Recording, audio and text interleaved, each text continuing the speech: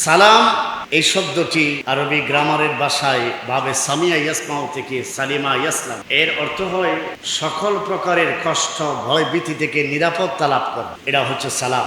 আল্লাহ পাক জান্নাতের যে 8টি স্তর আছে, এই 8টি স্তরের মধ্যে একটা স্তরের নাম রেখেছেন দারুস সালাম, মানে সালামের ঘর, মানে শান্তির ঘর। আল্লাহ পাক জান্নাতের একটা স্তরের নাম রেখেছেন কি? দারুস সালাম। ইসলাম শব্দটি গঠিত হয়েছে সালাম শব্দ থেকে। সালাম শব্দের যে মাদ্দা, যে মূলক্কর দিয়ে সালাম শব্দ গঠিত হয়েছে, ঠিক একই শব্দ দিয়ে, একই মাদ্দা দিয়ে, একই হরফ দিয়ে ইসলাম শব্দ গঠিত হয়েছে।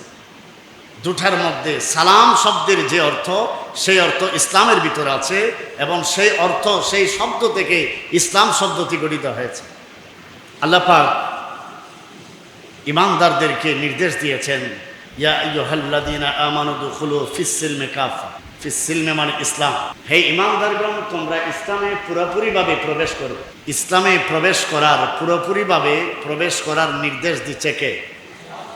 কাদেরকে দিচ্ছে? ইমানদারদেরকে। আগে যারা ঈমান আনবে, ঈমান আনার পরে ইসলামের যে সীমানা আছে, ইসলামের যে দায়েরা আছে, ইসলামের সীমানার ভিতরে, দায়রার ভিতরে পুরোপুরিভাবে এসে যাওয়ার জন্য, প্রবেশ করার জন্য আল্লাহ পাক ইমানদারদেরকে কি দিচ্ছে? তাহলে ইসলামে প্রবেশ করার আগে মুমিন হতে হবে, ঈমান আনতে হবে। আল্লাহ পাক আগে ঈমান আনার কথা বলেছেন, আগে মুমিন হতে হবে, তারপরে হবে মুসলমান।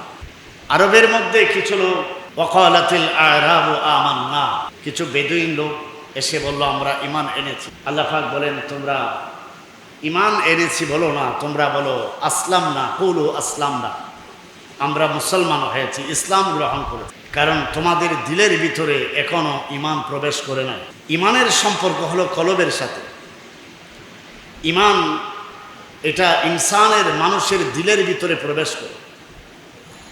আর ইসলাম দিলের ভিতরে প্রবেশ করে না। বাহ্যিক যে আমলগুলো আছে, সেই আমলগুলোর নাম হচ্ছে ইসলাম। বাহ্যিক যে আনুগত্য, সেই আনুগত্যের নাম হচ্ছে ইসলাম। আর অন্তরের যে আনুগত্য, সেই আনুগত্যের নাম হচ্ছে ঈমান। একটা বিষয় যদি অন্তর পর্যন্ত পৌঁছে যায়, দিল পর্যন্ত যদি পৌঁছে যায়, তখন সেটা ঈমান। আর বাহ্যিকভাবে যদি পালন করে, সেটা ইসলাম।